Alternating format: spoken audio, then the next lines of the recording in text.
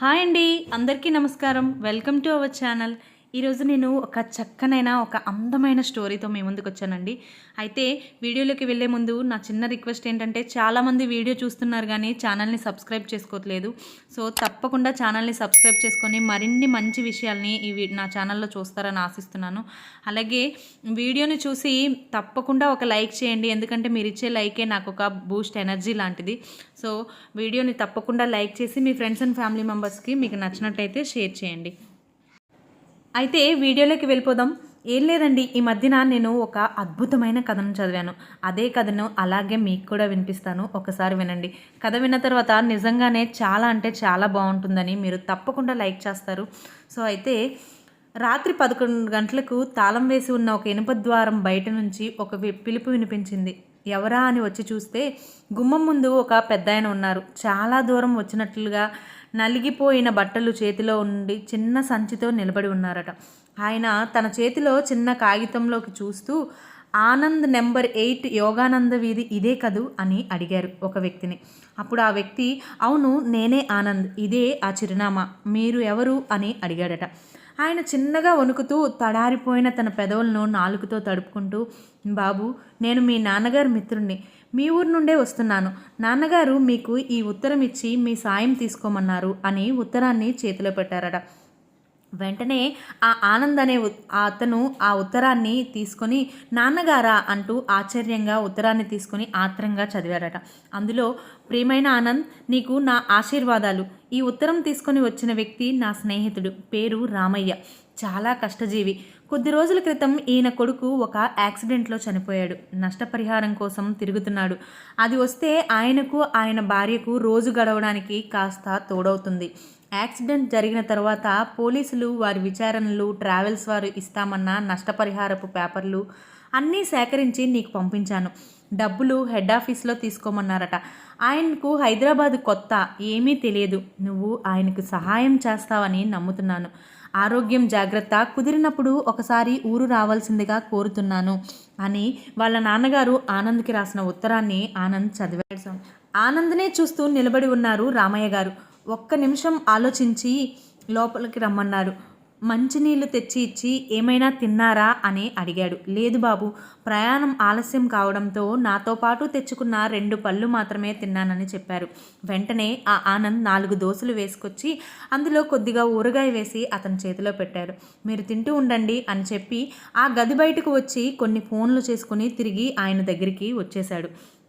నేను వచ్చి చూసేసరికి ఆయన దోశలు ఆరగించి చేతిలో ఏవో పేపర్లు పట్టుకొని కూర్చుని ఉన్నారు. తనను చూసి పేపర్లు తన చేతిలో పెట్టారు.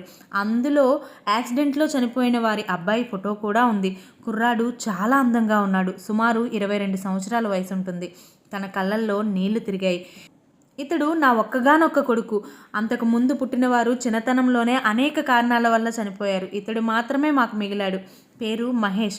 కష్టపడి చదివించాను. బాగా చదువుకుని ఉద్యోగం కూడా సంపాదించుకున్నాడు. మమ్మల్ని చూసుకుంటాడు, మా కష్టాలన్నీ తీరిపోయాయి అని చెప్పి ఉద్యోగంలో చేరాడు. ఆ ఉద్యోగంలో ఒకరోజు రోడ్ దాటుతుండగా యాక్సిడెంట్లో తను మరణించాడు. నష్టపరిహారం తీసుకోవడం ఇష్టం లేక బిడ్డపై వచ్చిన పైకం వద్దనుకున్నాను అని చెప్పాడు రామయ్య. కానీ నా భార్య ఆరోగ్యం బాగోలేక మీ నాన్నగారి బలవంతం మీద ఇప్పుడు వచ్చాను. నా కొడుకు సహాయం చేస్తారని చెప్పి ఈ ఉత్తరం ఇచ్చి పంపించారు మీ నాన్నగారు అని రామయ్య ఆనంద్తో చెప్పాడు. సరే, పొద్దుపోయింది, పడుకోండి అంకుల్ అని చెప్పి ఆనంద్ కూడా నిద్రపోయాడు. పొద్దున లేచి స్నానాలు అన్నీ ముగించుకొని కాఫీ తాగి ఇద్దరూ బయలుదేరారు.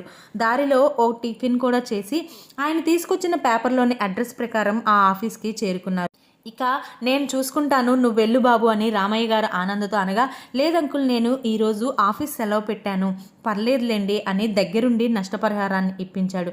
చాలా థ్యాంక్స్ బాబు, నేను ఊరికి బయలుదేరుతాను, మా ఆవిడ ఒక్కతే ఉంటుంది అని చెప్పి తిరుగు ప్రయాణానికి సిద్ధమయ్యారు రామయ్య గారు. నేను మిమ్మల్ని బస్సు ఎక్కించి వెళ్తా అని టికెట్ తీసి బస్సు ఎక్కించి అప్పుడు ఆ అబ్బాయి చెప్పాడు. ఆయన సంతోషంగా, ఆనంద్ బాబు, నా కోసం సెలవు పెట్టి చాలా సహాయం చేశావు. ఊరు వెళ్ళగానే మీ నాన్నగారికి ఈ విషయాలన్నీ చెప్పాలి, కృతజ్ఞతలు తెలియచేయాలి అని అనగానే అతను నవ్వుతూ, అంకుల్, నేను ఆనందని కాదు, నా పేరు అరవింద్, మీరు తప్పు అడ్రస్కి వచ్చారు, కానీ ఆ రాత్రి మీరు ఎక్కడికి వెళ్తారు, మీరు తెలియని అడ్రస్కి వచ్చారు, ఈ రాత్రి మీద ఎక్కడికి వెళ్ళలేరు, కాబట్టి నేను మిమ్మల్ని అబద్ధం చెప్పి ఇక్కడ ఉంచాను. అలాగే తరువాత ఉదయాన్నే ఆనంద్కి ఫోన్ చేస్తే తను ఏదో పని మీద వేరే ఊరు వెళ్ళారని చెప్పగా ఆ విషయాన్ని వాళ్ళ నాన్నగారికి తెలియజేసి మీకు ఏదైనా నాకు తోచిన సహాయం చేద్దామని తప్పకుండా ఈ సహాయాన్ని చేశాను, నాకు ఆ తృప్తి చాలండి అన్నాడు ఆనంద్. బస్సు కదలడంతో ఒక్కసారి రామయ్య గారు తన కన్నీటిని చేతితో తుడుచుకుంటూ కృతజ్ఞతలు చెప్తూ నువ్వు బాగుండాలి బాబు అని ఆశీర్వదించారట. ఇప్పుడు రామయ్య గారిని చూస్తూ ఉంటే ఆయన ముఖంలో ఆనంద్కి వాళ్ళ నాన్నగారు కనిపించారట. అయితే ఆనంద్ వాళ్ళ నాన్నగారు ఎప్పుడో చనిపోయారట. ఈ విషయాన్ని తను గుర్తు చేసుకుంటూ నాన్న నువ్వే అతని రూపంలో వచ్చావా అని ఆనంద్ అనే అబ్బాయి బాధపడుతున్నారు. అంటే సాయం చేయడానికి మనసుంటే చాలు, మిగిలినవన్నీ అస్సలు అవసరం లేదు, దానికి అవే తోడుగా నిలబడతాయి అని ఈ కథ చదవగానే నా కళ్ళల్లో నీళ్ళు వచ్చాయి. ఈ కథ మీకు కూడా నచ్చితే మీ ఫ్రెండ్స్ అండ్ ఫ్యామిలీ మెంబర్స్కి తప్పకుండా షేర్ చేయండి. అలాగే అవసరంలో ఉన్న వారికి తప్పకుండా సాయం చేద్దాం. అమ్మ అందరినీ చల్లగా చూస్తుంది. Thanks for watching. మరో మంచి వీడియోతో మీ ముందుంటాను.